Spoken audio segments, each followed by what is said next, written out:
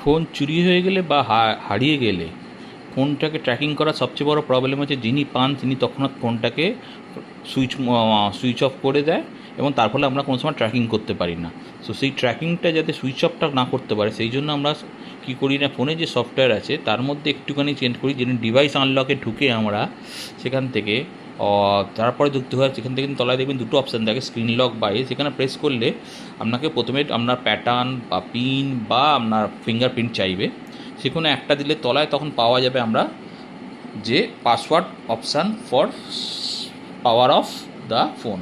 এটা যদি অন করে দেওয়া হয় তাহলে এখন যখনই ফোনটা সুইচ অফ করতে চেষ্টা করা হবে তখন ও যে কোনো একটা ফিঙ্গারপ্রিন্ট নয় পাসওয়ার্ড নয় চাইবে অফ করানোর জন্য। যদি না দেওয়া হয় তাহলে এই ফোনটা কিছুতেই সুইচ অফ করা যাবে না।